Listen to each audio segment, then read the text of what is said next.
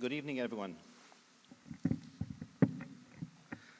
It's truly a pleasure to welcome you tonight to this public event on Qatar 2022 World Cup, Political Legacies and Future Impact.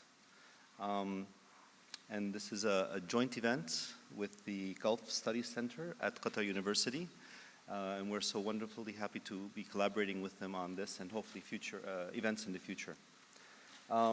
It has been about a month since the end of the World Cup, and it's still the topic of conversation all across the country and the region, both in terms of its legacy, what happened and its impact, as well as what happens next, and how has this event and how has the Qatar World Cup changed the discourse around many of the issues that were raised during the Cup, both in terms of issues of policy, issues of rights, issues of setting the agenda, and issues of to what extent can a country in the global south host a successful Cup and be part of that discussion. I think it was to a large consensus. It was an amazing event. Qatar really pulled it off. And what you ended up with really was an event that I don't think we're going to see another one any close to what we saw here, in terms of organization, in terms of being able to see multiple games in sequence, in terms of being able to engage in various activities, cultural scenes. But Qatar was also able to kind of set the tone for many of these things. In terms of what it expected at these events, in terms of making sure that its cultural norms were well represented and articulated, but it also faced a lot of criticism, both as a result of this and as a result of kind of a bit of a clash of agendas. And really looking to the future. To what extent is this going to play out in future World Cups? To what extent is this going to play out in other development forums across the world? So it's a really interesting topic to delve into during our discussion today. So my name is Nader Kabbani. I'm the Director of Research and a Senior Fellow with the Middle East Council on Global Affairs, previously the Brookings Doha Center. And our public event today continues this legacy of holding essentially monthly events around these issues of public interest and global interest. I'm substituting for Nuha Abu Dahab, who is a senior non-resident fellow with us, who couldn't make it, unfortunately, for personal reasons. She's the one who organized the event and put it together and did a wonderful job and helped us in terms of identifying a marvelous set of panelists to engage in this conversation. Professor Mahjoob Zweiri is the director of the Gulf Studies Center at Qatar University. He is also a professor of contemporary politics of the Middle East. And before joining Qatar University, Dr. Zweiri was senior researcher of Middle East politics and Iran at the Center for Strategic Studies at the University of Jordan. We also have Dr. Mahfoud Amara. He's an associate professor in sports management and social sciences, physical education, with the Department of Physical Education at the College of Education, and former director of sports science program at the College of Arts and Science, both at Qatar University. Dr. Zarqa Parvez Abdullah is adjunct assistant professor in government at Georgetown School of Foreign Service in Qatar, and adjunct lecturer at Northwestern University here in Qatar. She earned her PhD from Durham University from the Department of Government and International Affairs with a focus on gender studies. And of course, we're honored to have Tony Karon, who is the editorial lead at AJ+, and he has been a prolific writer, an editor, and editorial leader for more than 25 years in newsprint and other related media, working as well as the VP of Communications at the Institute for New Economic Thinking, and previously also with Time Magazine. So we are honored and privileged to have a wonderful and amazing panel with us to discuss the issue at hand. So let me begin with Dr. Mahjoob. So thinking through in terms of just starting us off in the conversation, how really, if at all, has the 2022 World Cup affected relations between Qatar and its neighbors and the wider region? Just kind of the geopolitics and a key issue that we saw play out during the World Cup. Thank you, Nader. Thank you so much. Good evening, everybody. Let me welcome you on behalf of Gulf Study Center team and Qatar University. We are pleased to have this partnership with our colleagues in Middle East Council on Global Affairs, and we look forward to work with them in the future as well. Whenever I want to think about World Cup in Qatar, especially the legacy issue, an idea came to my mind. Are we speaking about one legacy or two legacies or three legacies? To me, when it comes to regional politics and Qatar in this context, I think we talk about two legacies.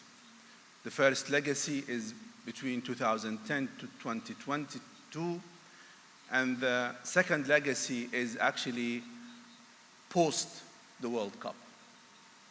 The first legacy, all of us, we were witness on that. The hiccups, how things were developed in the region, how things went since Qatar won the bid in 2nd of December 2010. So the question was how this will position Qatar in the region. The expectation was regional neighboring will be happy that an Arab Islamic Muslim countries will host the World Cup. That's such an expectation. When it comes to the reality, it wasn't the case. Less than 4 years, the region entered in a crisis, and less than 7 years, another crisis, and then last 2 years. So basically the decade, 1 decade, in that context where the crisis was dominating the regional relations. Where is World Cup from this? Every country wants to organize World Cup, relies on the neighbors. That country wants stability, wants security, wants materials to build, wants workers. All of this were basically at risk. And I think all of us who are living in Qatar since 2017, 2020, we witnessed what was happening, and no need to elaborate on this.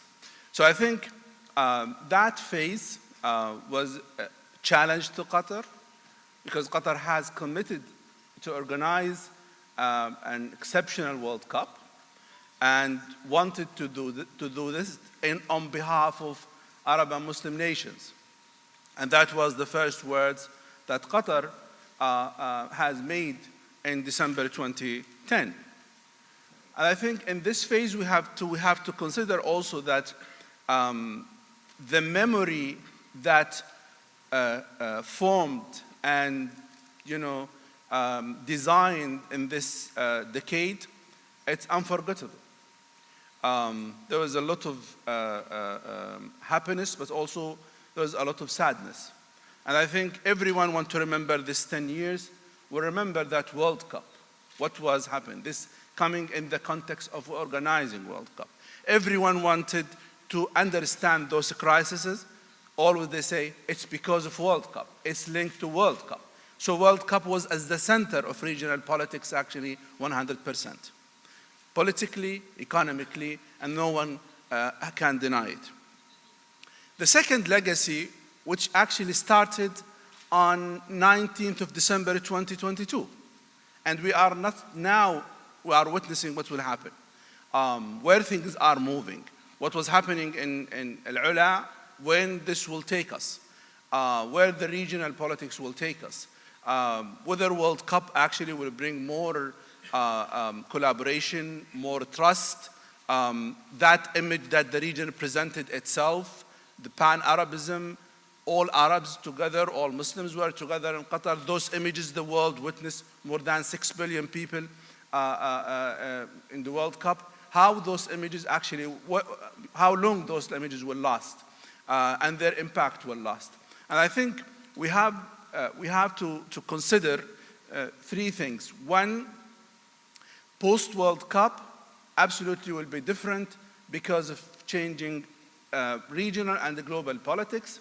Secondly, because of the image was being presented in the media, and there will be more, I would say, positive, tested arguments about the region. And thirdly, it's hard to deny the global situation now, economically and politically. You know, the war in Ukraine has impact on energy. When you talk about energy, you talk about the Gulf, you talk about Qatar at the center as an important country exporting gas. So basically, the next decade, one of the elements every political analyst will have to mention, whether he or she wants or that or not, is actually World Cup.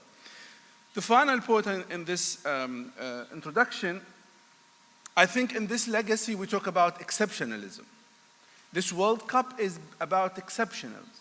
You know, this is the country, this is the small country, this is in a region we're always looked at as a core of crises, a core of problems, Middle East. You will talk about wars, you talk about instability. For the first time, and images came from the region, talks about fun, talk about happiness, talk about people working together. And that itself is something rememberable. It's hard to forget. I think that exceptionalism is one of the major elements of this kind of two stages of legacies when it comes to the World Cup. Thank you, Nader. Thank you so much, Dr. Mahjoob. And I mean, I think the last point is something worth building on, actually. Dr. Mahfoud, so to what extent, you know, this region really, it seems to us, came together a lot. I mean, you saw the World Cup really mobilize so much passion, interest, solidarity. I mean, the excitement around the Moroccan team's amazing run, but also kind of a pride. And a lot of this was at the people level. But you know, you also had governments benefiting and engaging, and relationships being mended. To what extent do we actually see that? I mean, is this a lasting legacy? Is this something to build on? How does this reflect what happened? Thank you for this question. And first of all, thank you for inviting me to this panel and to discuss about you know, the FIFA World Cup. Try to process, you know, all what happened. You know, is because there's a lot and a number of aspects and themes. And but when it comes to Arab unity, I mean, there have been some signs. You know, even before the FIFA World Cup, you know, with the Arab League, you know, making a kind of an official statement that they are, you know, all, you know, united, you know, around, you know, them, and you know, they express their solidarity, the complete solidarity, and with Qatar against all the criticism that was Qatar was receiving, even just before the FIFA World Cup, and we're thinking that maybe this criticism will kind of decline, and maybe would be more emphasis on the football matters, but we have seen that the criticism had decreased, and for reasons that we accept or we don't accept. But then there was this statement by the Arab League. And of course, the other important signal is the opening ceremony, when we have seen, you know, heads of states, you know, including from the region, including from the, you know, countries of the blockade, coming all together, you know, to express also their kind of unity around the FIFA World Cup. And I mean, then I think that everybody realized that it's a lot at stake. I mean, Qatar cannot, you know, fail, you know, and everything has to be put in place to make sure that, you know, the event is successful, because any failure then will be repercussion on the whole region, because Qatar took that kind of challenge to represent not only itself but the whole region in terms of you know, hosting this very complex mega sports events, you know, and there's a lot, you know, to handle and to manage, and in a very kind of volatile kind of context. So, and what is interesting in that we didn't see during the opening ceremony head of states from Europe or from the United States. So what was the reason? You know, maybe they didn't want to be associated with the events directly. You know, particularly in the opening. I don't know if maybe my colleagues can say something about that, but this has been reported even in the social media, and people were like saying, oh, why like France or UK or the United States, why they are not showing the same kind of level of you know, kind of empathy or solidarity with Qatar as the host of the FIFA World Cup. So yeah, the opening ceremony and all the symbolic of the opening ceremony in terms of the promotion of Arab culture and you know, of hospitality, the Islamic culture of tolerance. I mean, that, I think it's also interesting. And of course, after the matches started and you know, Saudi Arabia, you know, the win against Argentina, I think that completely changed the dynamic, you know, even for, you know, the fans from the region. They all wanted to be part of this really interesting events that is not only from a logistics point of view, from organizational point of view, but even from a performance point of view.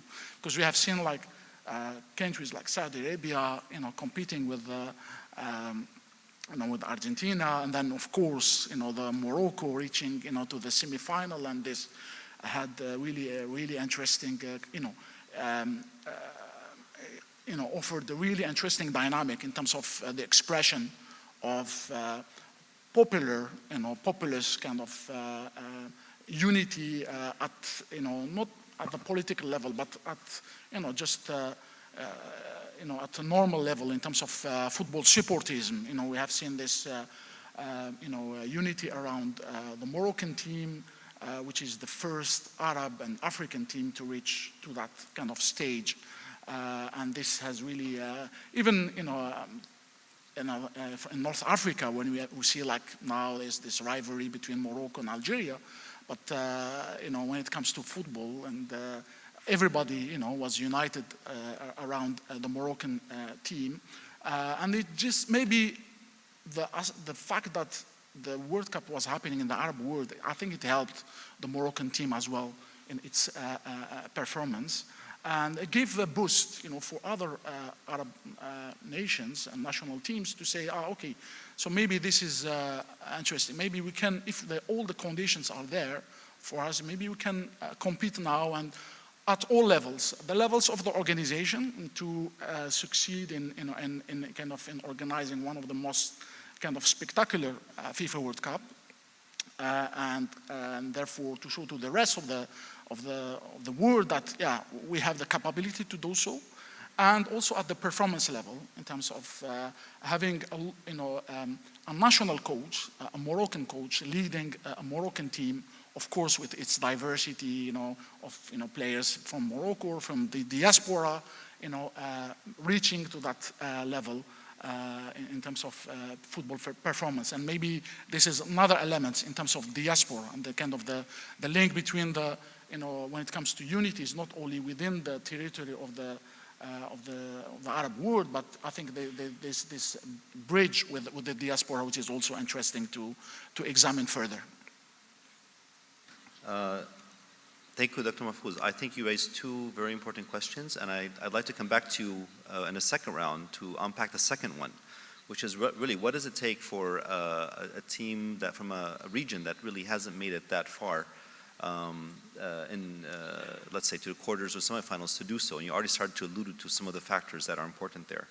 But your first point also, you started us off on the issues of criticisms and the issues of this. And so this is now we move to, you know, after a good round of introductions to the more difficult part of the discussion. And hopefully Dr. Zarqa can help us unpack this. So the issues of rights were with us since really the beginning of since Qatar won the bid for the World Cup. And it was kind of a combination of international pressure and questioning at the same time as Qatar introducing major reforms that are, you know, at this point kind of at the forefront of regional change and policy reform, including many issues around migrant rights and the opening of the ILO office in Doha and making lots of changes. So, but at the same time, at the end, then coming at the end, and even with those changes, still encountering major criticisms.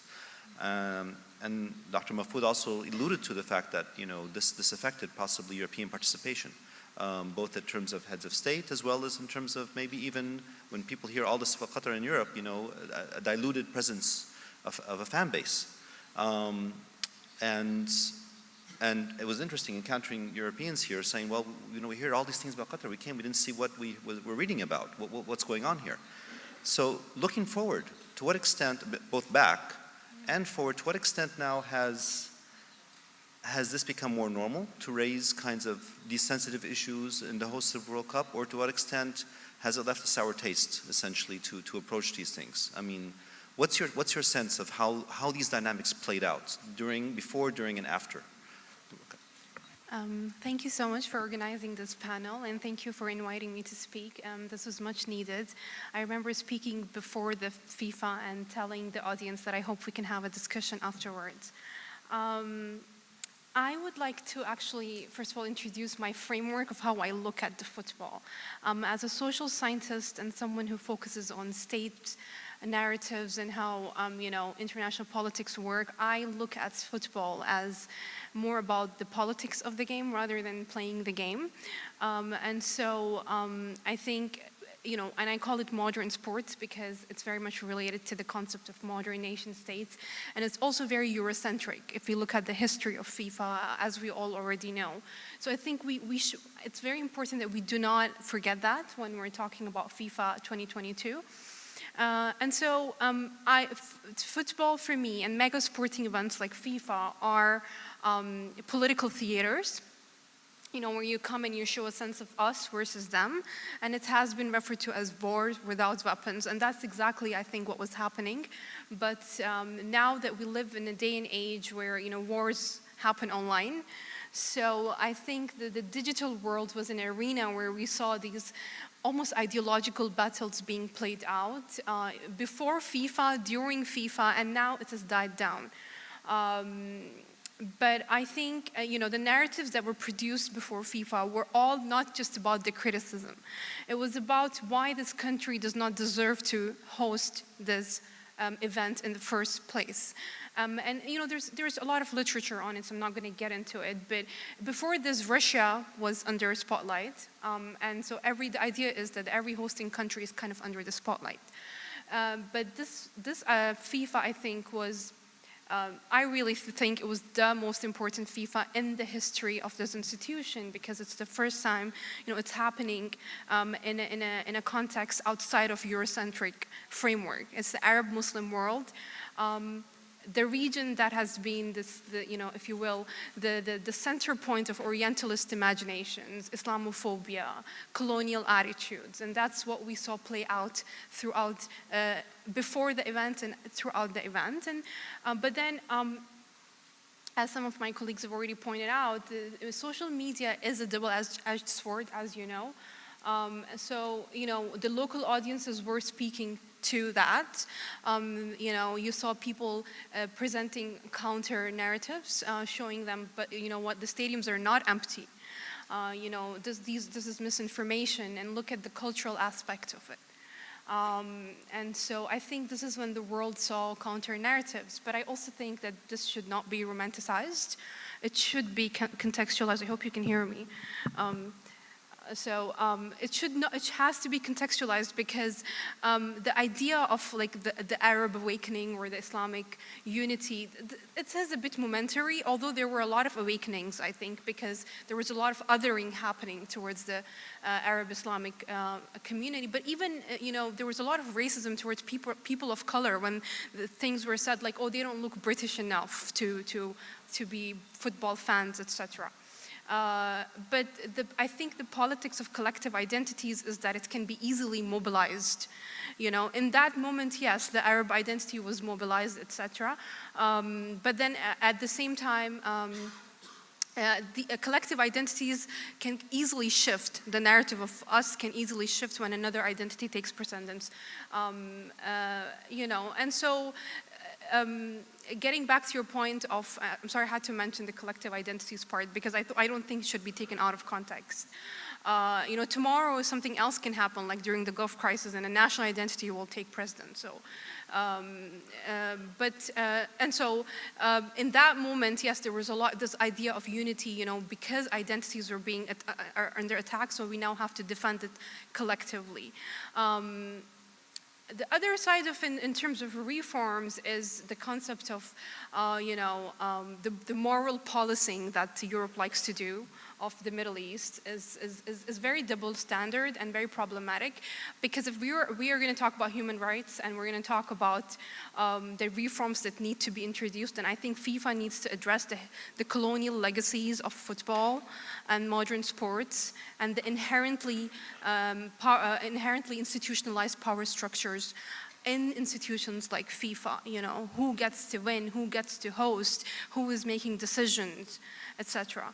And so I'm just going to end here, because I do want to talk to the audience. I just want to say, and I always raise this question, is that are we expecting the right thing from the right institution?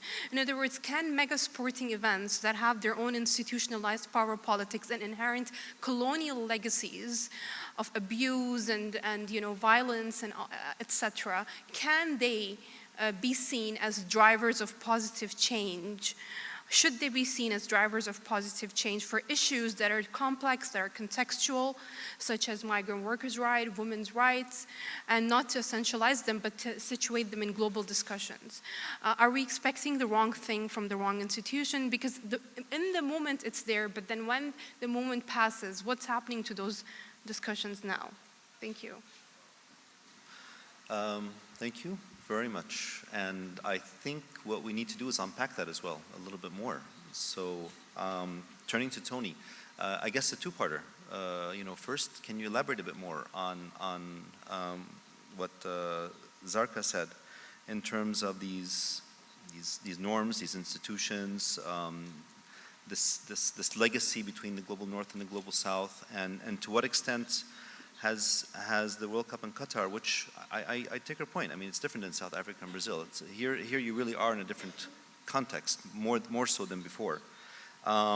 That's the first part. And the second part is how does this translate into future World Cups, both in terms of the overall narrative, in terms of to what extent, are these other future World Cups going to be open to similar kinds of criticisms on policy or efforts to, let's say, US, Canada, and Mexico?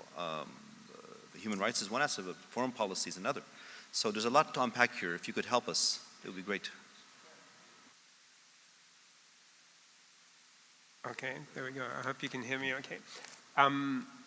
Yes, I'm glad you mentioned South Africa. I'm South African by origin. I'm a US citizen. I'm a journalist with Al Jazeera at AJ+. So many strands are informing how I think about this. And I'm glad my colleagues actually spoke about the opening ceremony and the symbolic significance of what we saw there. And I say this through the eyes of my wife, because I'm sitting and watching the opening ceremony online. I'm not sure where it was. I know the BBC definitely didn't cover it, which I'll come to in a minute. I'm not sure which US networks covered it or not.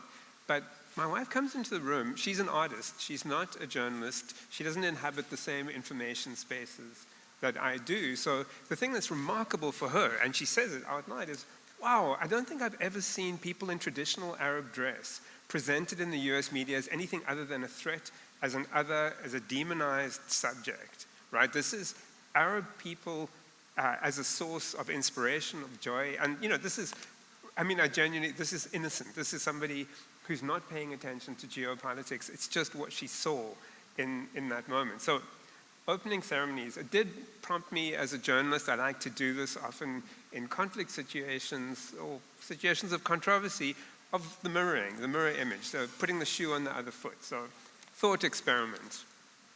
It's 2026 World Cup. The BBC, as it did for Qatar 22, decides to skip the opening ceremony, not broadcast it. Instead, devote an hour of programming to the moral and physical hazards of hosting a World Cup party in the United States in 2026. Would they have anything to say? Well, visiting fans in the United States are really potentially facing, they face the potential of being shot dead in a mass shooting. They have mass shootings almost every day of the week in the United States. A visiting fan in a mall, in a religious house of worship, anywhere in the United States, people face the possibility of being shot dead. And the political system, the authorities, the state, seems unable or unwilling to do anything about this. Like, this is a real hazard. Of course, if that visiting fan happens to be black and got a visa to enter the United States, it's not very easy for a lot of the people who are at the Qatar World Cup to necessarily get permission to enter the United States. As someone from Africa, I've sort of seen that up close. They face the possibility of being killed by a police officer, a heightened possibility perhaps than certainly in their own countries, because we've seen there's a very high incidence of police violence, very racist lean in that police violence. So that's another hazard in that place.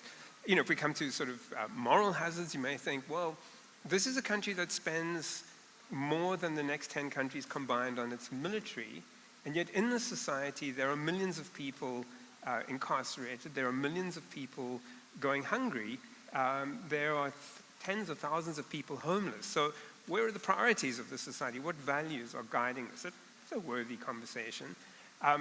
There might be a conversation about global warming, climate change. For all of in certain parts of the world where that was a central issue concerning Qatar, probability is that the carbon footprint of a World Cup in the United States, where not only will fans be flying to the United States, but they'll have to fly very long distances between games in US cities, in Mexico and Canada, that carbon footprint will be significant. And hopefully by then, the chaos that we saw in the US FAA aviation system in the last few months will be fixed, where actually, tens of thousands of people were stranded over the holiday season. So, this is kind of uncomfortable mirroring. You're holding up a mirror and going, it's unusual. By the way, this is a fantasy, of course, because the BBC would never dream of questioning the legitimacy of a Western host of a World Cup. Okay, because it's really not difficult to see how the tenor and the venom of that coverage of Qatar was really questioning the legitimacy of Qatar being a host, of an Arab Muslim country being a host. And particularly the question of whose terms are going to be set.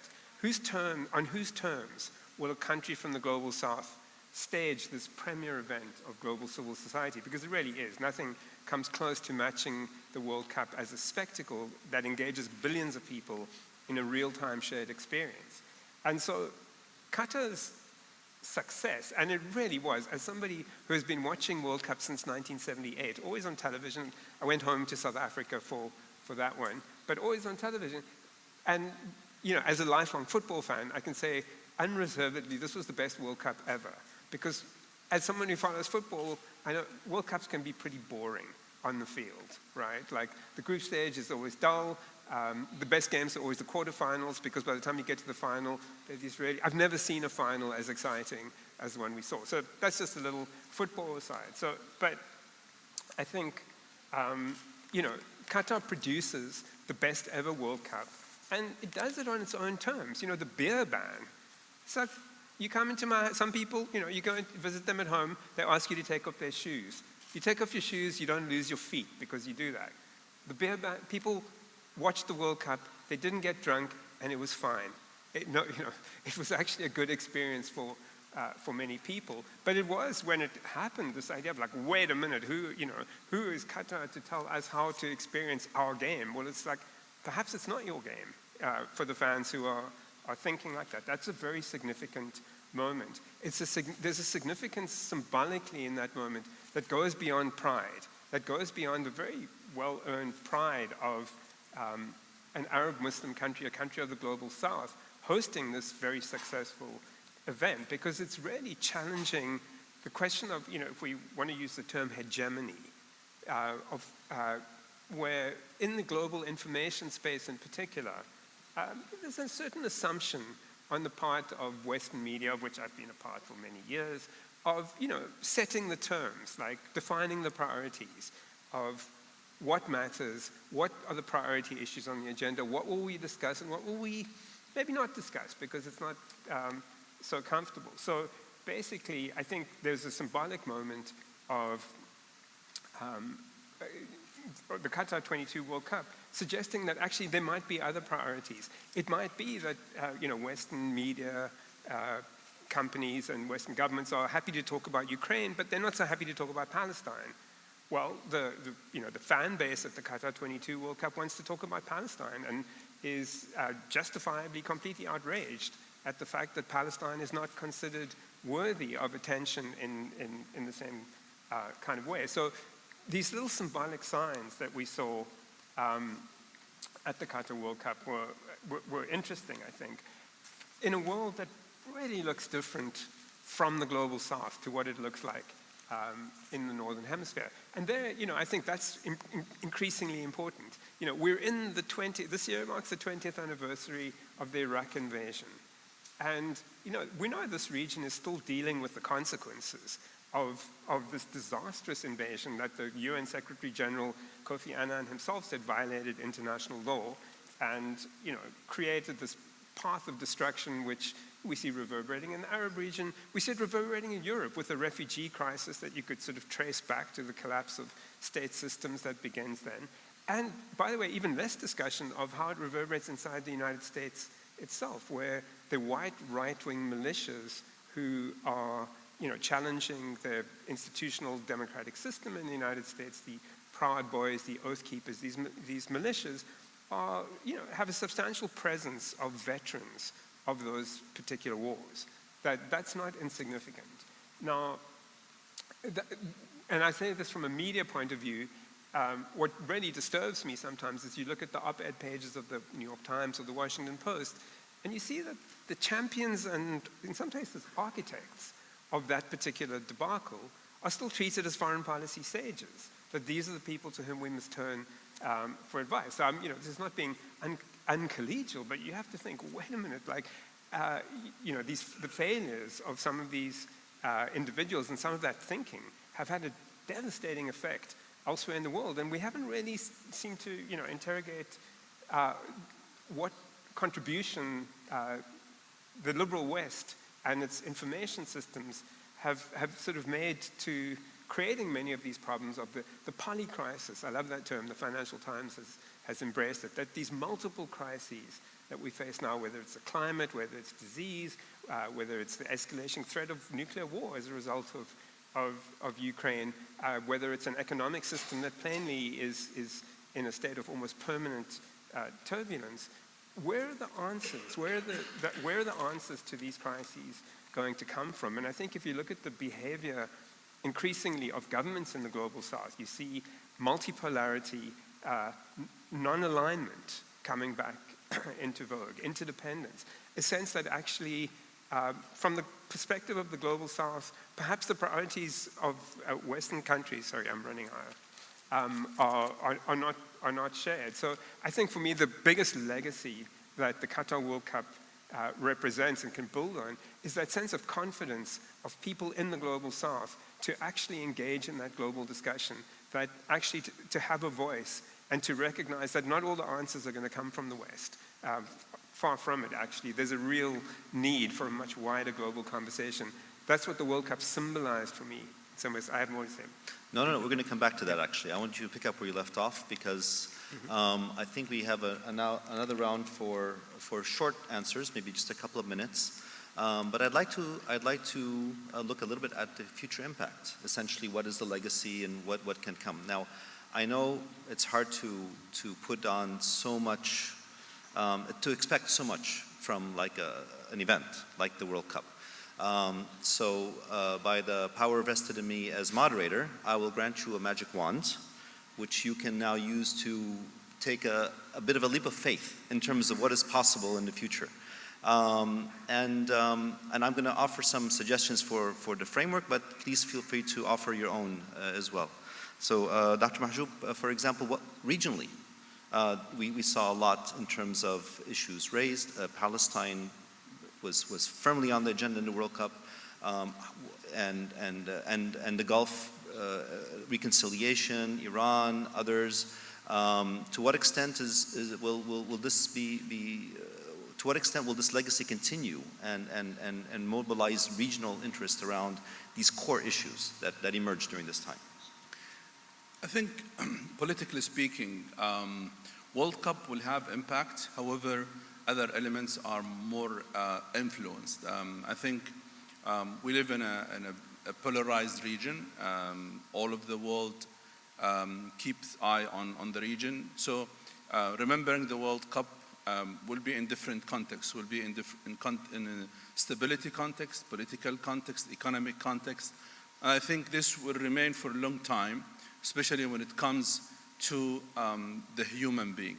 And this takes me actually to one of the important also legacies of the World Cup, which is the humanization of sports, far away from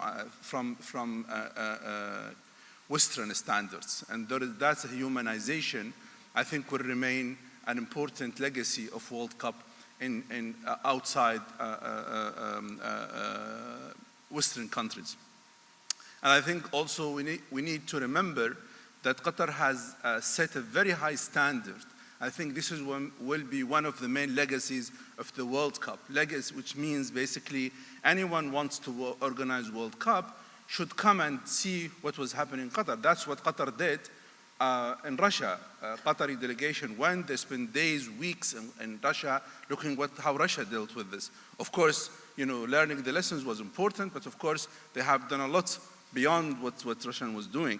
So that is, setting a very high standard and becoming, that's important, becoming the house of experts when it comes to the sport and organizing world sports events. So basically, every country in the world now, if they want to learn, will be coming to Doha. They will look at the catalog that Qatar has developed in the World Cup. And this is a very major legacies, basically. You, as a country, as a culture, as a region, you set yourself as a house of expertise on organizing sport events. And I think all of this, if we put it together, give us a clear view on that legacy absolutely will remain regardless any political situation may develop in the region. At the end of the day, agendas will be different, and let's not forget, sport about people. It's about billions of people. Policies is about elite.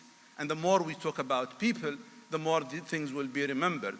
I know politicians can create mass, but people can create happiness as well. So I think we need to remember that this event is about people, will remain about people, and the people, they will remember it as generation. They have done a great job in a great region with a high standard, looking at the human, and the center was a human. And that is a great legacy of Qatar World Cup.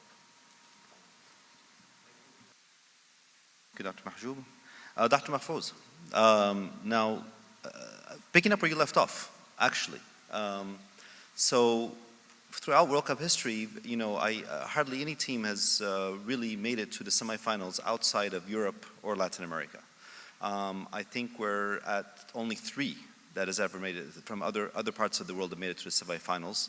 And correct me if I'm wrong, I don't know my World Cup history too well, but you get brownie points if you know what those 3 are, or you correct me. What does the team do? Does this World Cup and the one before it, and are they changing? Now, you said teams can now really think and aspire to say, we can reach there. We can reach the semifinals. We can reach the finals. Has this now changed in terms of the dynamics of the sports? Are teams from the Global South going to, well, Latin America's Global South, outside Latin America and Europe, going to take a different approach, kind of like what Morocco did with reaching out to the diaspora? How do you see this World Cup affecting future World Cups in terms of the composition of the Final Four? Yeah, from a sport management point of view and from sport performance, I mean, what is interesting about this World Cup, that is the first World Cup that happened in the winter.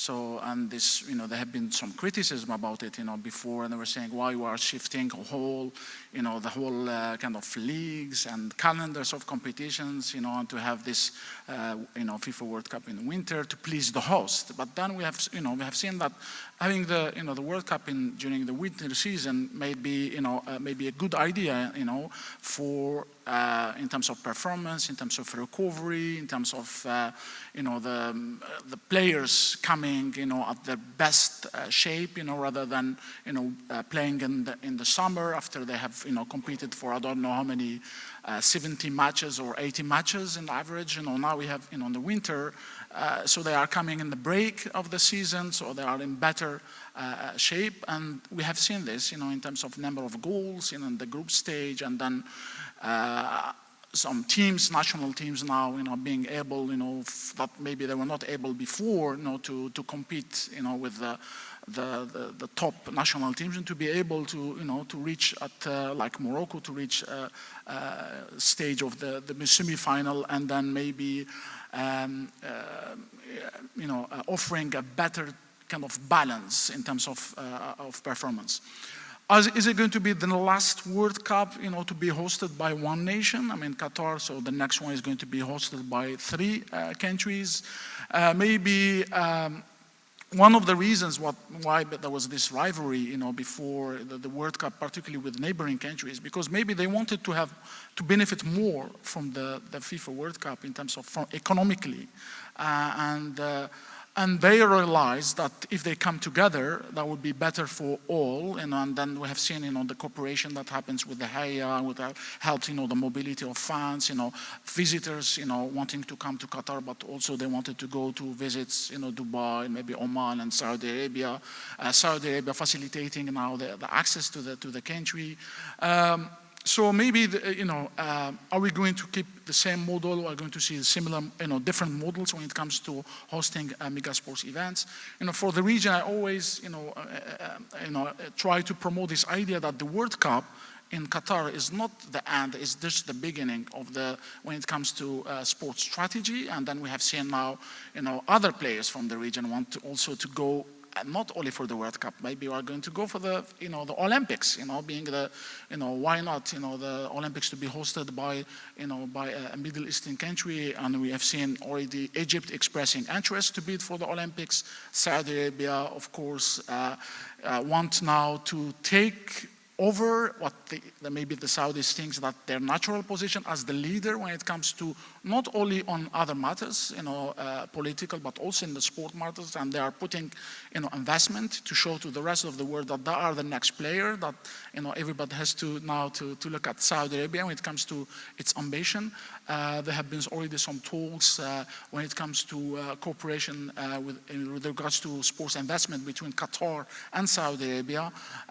So rather than going and competing as a rival, so maybe it's the best strategy is to go and as one region, and we have seen already some talks about investment in Liverpool, that we're going to have the Asian, Qatar bidding for, Saudi Arabia bidding for the 2027 Asian Cup, and then we have the Asian Games 2030 in Qatar, 2032 in Saudi Arabia. So there's a lot, happening, and we can see this model of sports coming maybe to bridge with other sectors like tourism, retail, construction, and this strategy of using sports as a means to diversify states' revenue, which is been successful so far in Qatar, and maybe other countries in the region want also to reproduce the same kind of model. When I talk the region, it's not only Saudi Arabia, we can go even further. Azerbaijan as well has been also very active in terms of its investment in sports. So I think we're going to see more and more players from the so-called, what used to be the periphery, coming into the center of global sports industry. Thank you. Dr. Zarqa, so how do you see, again, please feel free to pick a different issue, but how do you see the issue of policy, let's say rights, these questions emerging in the future? Is this a one-off, or will we see this recurring? And how will it take place? Will it be more let's say, clashing of worldviews, or will there be some way of using the World Cup as a platform to further a positive agenda in terms of issues of rights and issues of human rights in general? That's an interesting question. I did not share the positive attitude that sports can bring long-term positive change. I do think the game can bring people together. After I went to my first match during FIFA, I'm not into a football fan, but I did go ahead and watch some matches. So I do think that in the moment, for the audiences, it can bring people together. It can be a meaningful cultural exchange. But I think because the institution is inherently rooted in politics, like I said, and I stand my ground, that it's not really just about playing the game. It's about showing the world your strengths. It's about showing your national visions. And therefore, it's no surprise that FIFA only came into being when the world started to be categorized as nation states.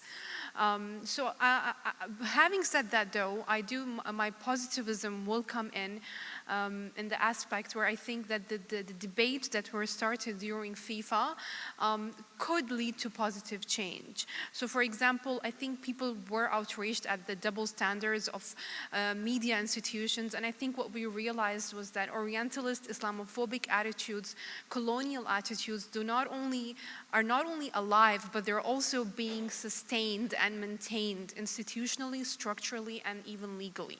So I think that anger could be used to address, these double standards, and to have some sort of counter-narrative that would reflect in policies. And I think this should reflect in state behavior. This should be in states' agendas. If you cannot respect a country's laws, then can we really be diplomatic towards each other?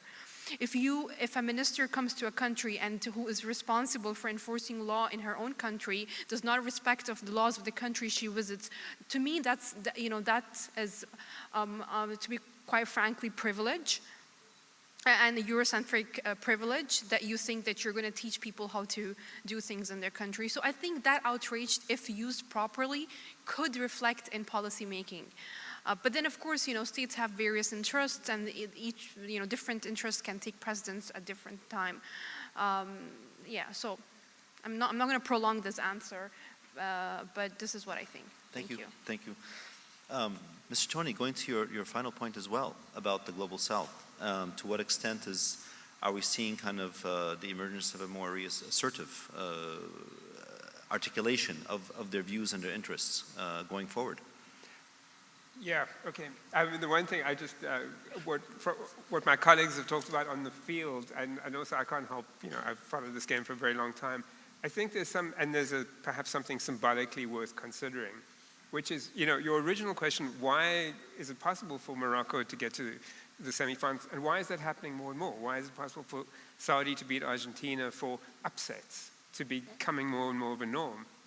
If we think about the game over the last 30 years, we see that the technology of football has actually been globalized. So your coaching systems, all of the top players of the World Cup play in the European top leagues. I mean, that's almost accepted as a norm now. This is the NBA of world football. And, it used to be the great Uruguayan writer, oh my God, I've forgotten his name. The concept, show me how you play and I'll tell you who you are, as if there were national idioms of football that you would see at a World Cup. That might have been the case, Eduardo Galeano. That might have been the case in the 1950s, but it's no longer the case. That basically the same 2 or 3 tactical systems are played by everybody, because all those players play in Europe. Now, we're talking sports knowledge here, but perhaps there's something symbolically interesting in that perhaps the idea that football shows us that a different world is possible, a different kind of conversation is possible, that we're all using the same technologies, that we all meet each other in a place where there's a lot more, mutual respect and respect. Essentially, if you think about geopolitics versus football, no coach of a big European team will disrespect an opponent from Morocco, from Saudi Arabia. There's no easy game at the World Cup anymore. Now, that's a sporting knowledge, but there's also a principle there. Respect your opponent. And, I think there is something, potentially positive to take from there. Does this translate I mean, that's a big question. Will it translate, can it translate into a different way of thinking about geopolitics, about what are the priorities and how do we solve them, in which the views of the global south, the perspective on climate change, the perspective on wars in Europe, the perspective on how we run our economies need to be taken seriously, need to be given respect, and need to be a recognition also that the models of the 20th century and early zeros have failed us, to be very frank, and do not offer very much of a sense of a clear solution that is going to get us out of the mess we are in globally. That we need a different kind of conversation with different stakeholders being given the mic and being respected for what they might bring to that conversation. And I think football symbolizes that in a wishful thinking kind of way. Thank you so much. I mean, I think it was a very positive way to end the initial discussion. What we'd like to do is turn to our audience and elicit comments and especially questions from the floor. And I already see a whole bunch of hands going up. Maybe we can, I'm not going to call people out. Qais, please take a lead.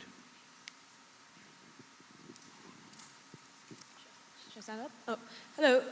Please introduce yourself. Yes. Briefly.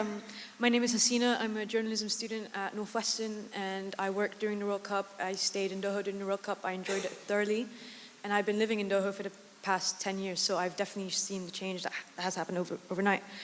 I wanted to ask in regards to the concept of political theater, but I want to direct to the World Cup being a source of a theater of political expression, free expression, because for the first time since probably the Arab Spring, we have seen people gathering, discussing their opinions. And what I found very interesting is that a lot of fans, people, took the mantle of Palestine, especially considering that, for example, Saudi fans, Moroccan fans were waving the flags of Palestine, but the governments have signed normalization deals with the State of Israel. So I wanted to ask about your thoughts on the World Cup being an avenue for freedom of expression, especially here in the Arab world, post-Arab Spring. Let's take a group of 3 questions and comments, and then we can turn to the panelists. Good evening. My name is Deepak, and I specialize in international relations. I work as a strategist in a company over here. So most of the speakers spoke about the symbolism and the counter-narratives that came in response to the biased reporting, especially coming from the Western media. So my question is, the counter-narratives did not just emerge from Qatar alone. I mean, there are countries in Asia. I am from India, so there's been a fierce defense of Qatar, in fact, from places like India. You know, and I think the expat community played a huge role in defending Qatar in the emergence of these counter-narratives. So is this, as a political legacy, is it going to leave a kind of a significant improvement for these communities? And I'm not just talking about improvement in conditions, but I'm talking about some kind of mileage for them as important stakeholders for Qatar. It could be in terms of bilateral relations with these countries, or it could be with the communities. Thank you.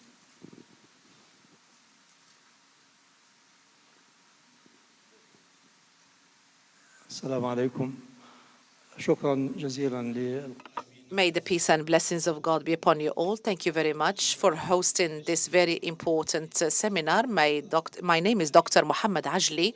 I'm professor in civilization and history. First of all, I would like to clarify that the hosting of this very important sports event in this region, it is not something new.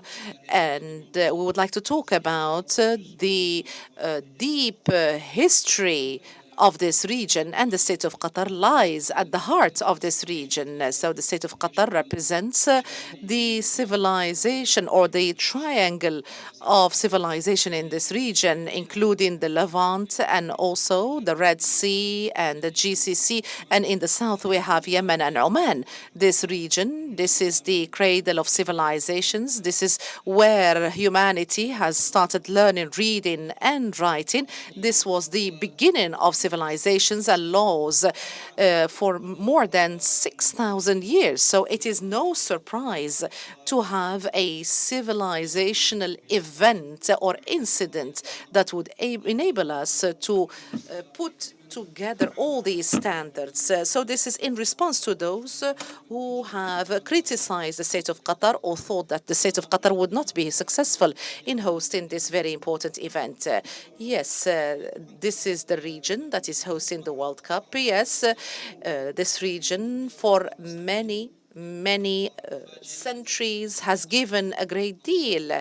So since the beginning of the Islamic civilization, so after many civilizations, after many centuries, it was able to be a comprehensive region, and this civilization was able to reflect this human legacy heritage from Sicilia, from Andalusia, and so on and so forth. And after that, this region stopped producing until the French invasion of Egypt. And this is in the 20th century when we had the phase of colonialism and military interventions, and we had the Napoleon campaign. Napoleon took the jurisprudence of Malik, and this is the pillar of law in France. So this is a region that is very much known historically, and after we hosted this historic event, we were able to retrieve our Islamic and civilizational legacy and archive. So as a result of that, we found that cultures, civilizations, peoples were able to rub shoulders together in this particular country. And the human experience and the sports experience was successful and has proven to be successful. So my question to the different panelists here with us in this session, so what is your view about this civilizational communication? Do you still have any doubts? Do you think that the civilization of the Arab region is able to give, to produce, to expand, and also to contain other civilizations and culture as it was the case in the past? Thank you.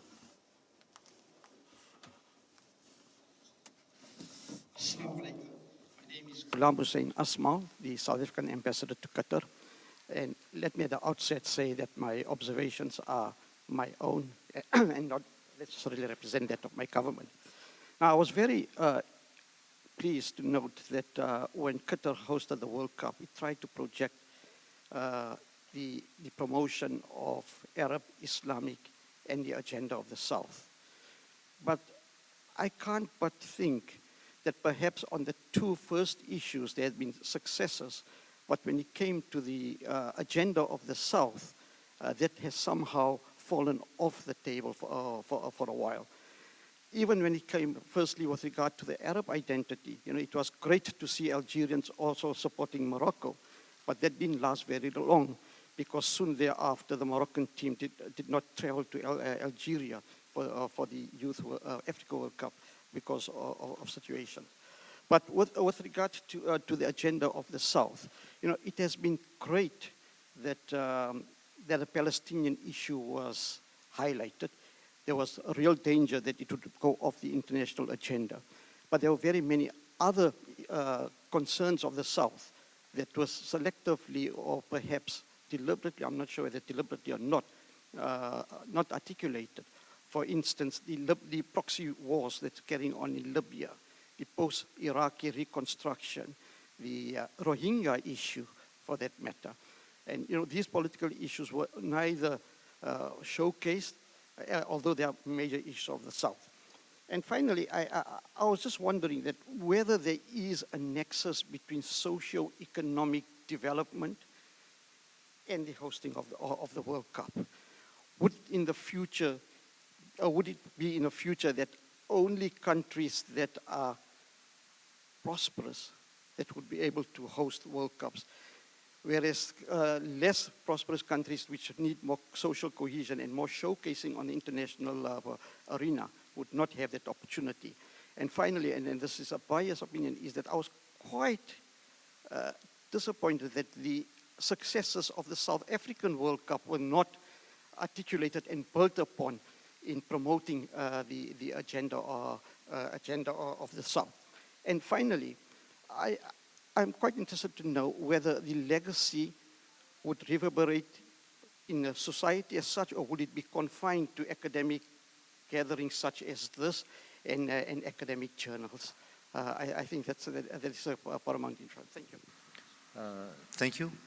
So maybe we can go and respond to what you want. And in a short 1 minute, so we have another round of questions. I just want two quick comments. One on political expression. I think it's very clear that a lot of the players across the globe, they wanted to benefit from World Cup as a platform for their agenda. It was obvious, the escalation against Qatar, it was obvious last 3 weeks before the World Cup, to serve, an agenda that serves some people within Europe or in particular. However, the voices from the region and the human voices came to say, actually, we have different priorities. We have people under occupation. We have something called Palestine. And the issue of Palestine has basically dominated to send a clear message. Actually, it's a very clear message that all political agenda in the region are rejected by people. And that was a very clear message of the World Cup.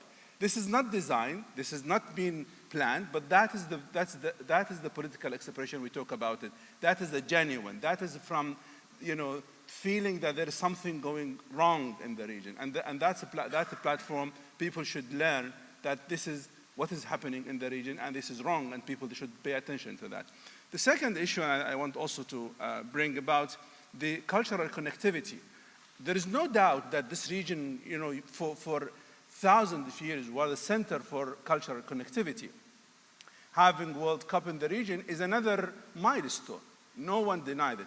But the problem always facing this region is that the interventions and changing the direction and also dehumanize the people in the region and basically take their future to different direction, which against their will. I think there is no doubt that for years we know that this region was a center for a lot of engagement between culture. We're the center between East and West. And this is another confirmation that we are actually eligible. We are that region. Now, what politics is doing is something else. They try to take us out of that context and say we are irrelevant. This region is relevant to the world. And cultural connectivity have confirmed that. And this World Cup has reconfirmed that we are a relevant region. The others should believe in this. The others should take us seriously. Thank you. Thank you for the questions. Maybe I will pick on the socio-economic development and maybe on the academia as well. Yes, there are a number of questions that are being raised now about this gigantism of this mega sports event, and that's why now for the next FIFA World Cup is going to be organized by 3 countries, but not 1 country, and maybe we're going to see this model, maybe in the future where there's more a joint bid, between countries to host such, mega sports events, and maybe this will be the same for the Olympics. And that's why even FIFA, they are thinking of maybe organizing a smaller scale kind of competitions to offer maybe a possibility for other nations to organize maybe smaller versions of the FIFA World Cup. We have seen the Arab Cup, just before the FIFA World Cup, and I think this will be maybe something to pick up and maybe to continue with, and having this Arab Cup will be another opportunity for maybe Arab nations to host, regional competition and helping in terms of football development or sport development in general. Yeah, but there are also, the next FIFA World Cup, we're going to see more countries participating. So there will be 48 countries. And this is also maybe will help in terms of dividing the kind of the revenues, for FIFA among more nations to give them more opportunity to participate at the highest level in terms of sport competitions.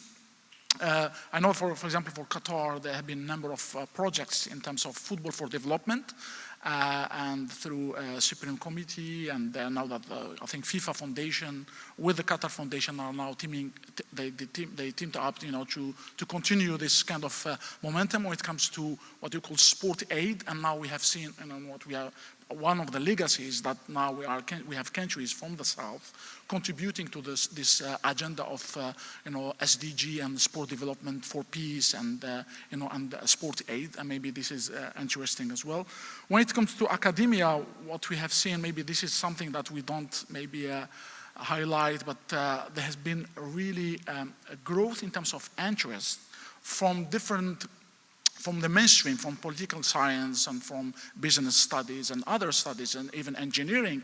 Now, particularly from in the region, you know, in sports as a serious field.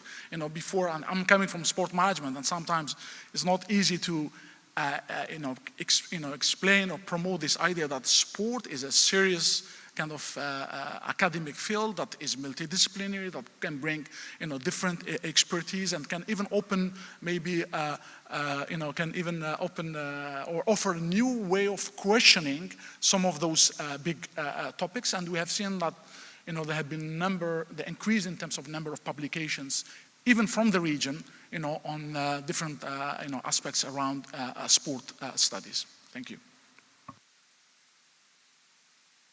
I mean, the questions have been answered very well, so I don't think I can add much. But the students, I do want to address the students' questions. I think somebody asked about political expression, and then there was another student at the back. I couldn't quite fully understand what he said, but I think he did talk about counter narratives. The political expression, again, contextualize. Yes, in that moment, it did kind of encourage political freedom of expression, but it also, more importantly, what I thought was a positive thing to see, that there was a dialogue happening between different audiences. You know, whether it was local audiences, regional audiences from here, talking back to the narratives that were being created. And so in that sense, I think there was this idea of freedom of expression. But I also think that a lot of attention was drawn to the Palestinian issue, which I think was great, but I would really like to see more stronger stance, policy changes. I mean, the world has been talking about Palestine for a while, but what have we really done? And so this is where my realism comes in. Counter narratives, I'm sorry, I just couldn't get your point, but I do think that those counter narratives in the future, we will see them being reflected in larger policy debates. And you know, the question about academia, is this only going to stay between academia? Maybe that's a starting point. You know, maybe that's a starting point. And how can we make academia more accessible and not keep it as an elite group? Maybe those discussions, maybe academia is a place to start those discussions, because that's where maybe we have more freedom to talk about the politics of things and not just look at what happens out at front, because a lot happens behind the scenes. You know, it's not just the game, it's what's happening before the game. So, thank you. Yeah, I want to talk about Palestine in particular, because I think there's something very important that happened in this process, that if you were a Palestinian football fan watching this tournament, or if you're a Palestinian living under Israeli apartheid right now, your sense is like you don't get a lot of reason to expect the states of the world, the nation states, whether it's the United States, whether it's the European Union, whether it's many of the Arab states, to come to your rescue. You kind of know that it's going to be down to your own efforts. But what the World Cup signified was that you have Arab civil society, and even a significant part of global civil society, particularly in the global south, that actually supports your cause, supports your struggle, and actually identifies based on the very racism that themselves would be subjected to in a similar situation. It's easy to see why it is that people identify with the Palestinians because of what they're being subjected to, and to be willing to take a stand. Football players, football fans, etc. And I think the lesson in that is quite significant when you go back to the effort to hold Israel accountable at FIFA at around the time of the 2014 World Cup in Brazil, was a very institutional one. Israel is unquestionably in violation of a number of FIFA statutes, never mind international law, etc. And this was tabled by, the Palestinian Football Association for discussion at FIFA, and it was kind of shelved. It was kind of, make this go away, and it did. I won't go into the details of how, but basically what this World Cup showed is there's the real potential for a civil society, grassroots-based effort in the football space to hold Israel accountable. My South African background reminds me the movement to isolate South Africa in international sport didn't begin with governments. It didn't begin with international associations, including FIFA. It was driven from the ground up. And it took years, many, many years. But it was ultimately successful because of civil society pressuring governments, pressuring sports federations to take a stand. And I think what we saw in the World Cup was very much a proof of concept in that sense. Thank you so much. I think we have time for 3 quick questions. Please keep them short. I was searching about 2 attractive videos. One for Angelina Goli dressing her daughter's Arab sirwal, and one for Messi putting on his shoulders the best Arabic best. So I can say that this Mundial was the victory of Arab traditions, true Arab traditions, which Qatar, the great state of Qatar, insisted that it must be done. So I appreciate Qatar. I appreciate all the speakers, the distinguished speakers. I appreciate all who cheered or raised the slogans for Palestine in this Mundial. So it is enough that I can let others to speak. Yeah. Thank you very much. Thank you.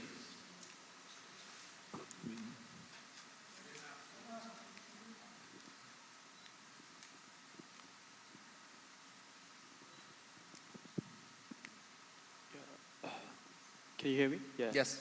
I'm Sudesh, a student at Northwestern University as well.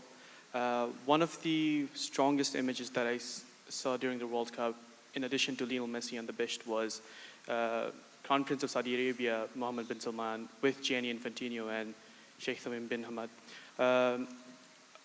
Then, at the same time, it was a display of kind of pan-Arab solidarity as well as unity, as well as these two, Qatar and Saudi Arabia, are competing powers in terms of international sports, diplomacy, and politics. And it was not too long after the World Cup that reports regarding Saudi bidding for the 2030 World Cup, along with 2 other countries, came into power. And how do you think the political legacy of the Qatar World Cup will impact the future bids from the region, as well as how do you think these competing powers and their dynamics will change, especially in context of this World Cup and its legacies?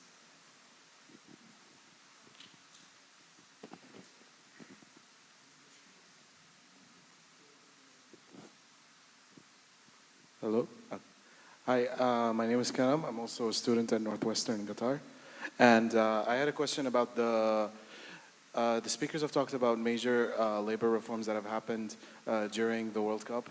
And my question was just how major are those labor reforms? Because I read the news and I've seen that in a lot of cases, NOCs, for example, have not been fully removed. And a lot of workers have still faced issues in changing jobs and working conditions and things like that. And also, my other question is, would these reforms have occurred without FIFA, without the World Cup in the first place? So do we need to rely on football events to drive change? Then yeah, that's it. Okay, so we have maybe a 30-second response or final comment by each of the panelists.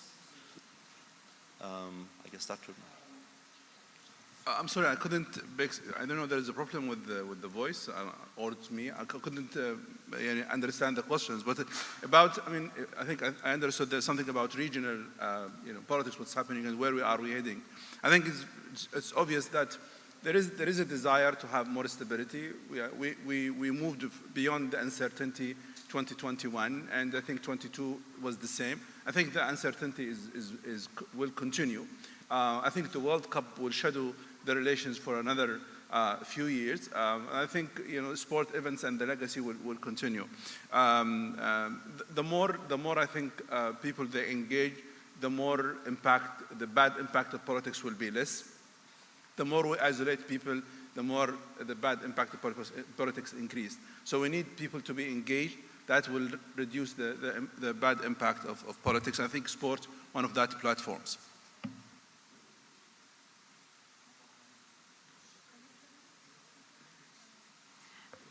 I just wanted to, again, I couldn't understand the first question, but the student's question about reforms. You were talking about migrant labor reform laws? Is that what you're talking about? Okay, you know, there's so much that has been said about it, but I think there's so much more to it.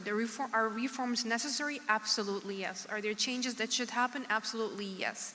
But I think this whole conversation on migrant labor laws and reforms has to be situated in global migration policies and regimes. The world has huge issues on border regimes, how migrants and refugees are treated in Europe, in the US. And so this is where the broader conversation needs to be situated. This kind of policing attitude that this exclusively happens in this part of the world, therefore you're not worthy of hosting such a game, is also problematic, because that creates a defensive attitude. So any reform that you would do may not be fully rooted in local realities, may be rushed, may not be representative. Reforms should be done in their due time. They should be well studied. They should take their time so that they can be long lasting. But this policing, and we saw this with FIFA, because first it was migrant workers, then it was women's rights, then it was LGBTQ. There's so many different aspects to it, and all of this had this moral superiority tone to it, which to me is very problematic, because to me it's like it's only you who have this problem, and we have to go back to colonial. I'm sorry, I'm going to just briefly answer your question, because I encourage you to read the colonial histories of the Gulf and look at the colonial histories of kafala system and the sponsorship system, and look at how the British contributed towards that, because it doesn't exist in a vacuum. Thank you. Thank you. I just want to add something to what Dr. Zarqa was saying. I think what needs reforming in terms of migrant labor, obviously, all of us, I think, want everybody to get the best possible treatment that they could get, and absolutely you stand for that. I think when we think about this on a global scale, as you say, what we have to think about is, what is it about the global economy that drives people to migrate for work? Why can't people in Bangladesh or Nepal or many of the other countries from which migrants come earn enough in their home countries that they have to leave their families and migrate? What is it about that global system? What is it about the global debt regime? What is it about the way the financial systems are managed? And there's the colonial legacy, but there's also going forward, these things, as you say, absolutely don't happen in a vacuum, and that includes basically the basic shape of the world economy. And if we continue running the world economy in the way that it's currently being run, then yes, these problems are going to actually continue and probably deepen, because the war in Ukraine is probably pushing up the gasoline price or the bread price in Bangladesh, and that actually, if anything, fuels the incentives for people to migrate in search of a better income. So I think, yes, we need to reform the world economy. Okay. Mr. Tony, Dr. Zarqa, Mr. Mahfoud, Dr. Mahjoob, Dr. Mahfoud. On behalf of the Middle East Council on Global Affairs, on behalf of the audience, I'd like to thank you for a very rich, insightful, and inspiring and aspirational at times discussion of the impact of the World Cup. And I'd also like to thank Dr. Mahjoob very much and the Gulf Studies Center for jointly organizing this event. And to Dr. Abu Nuha, who essentially took the time to put this all together and wasn't able to join us today. So please, we're invited to continue the conversation with our panelists and among each other at the reception outside or up here. And so please stick around for a bit longer, and we look forward to seeing you at another event in the future. Thank you so much.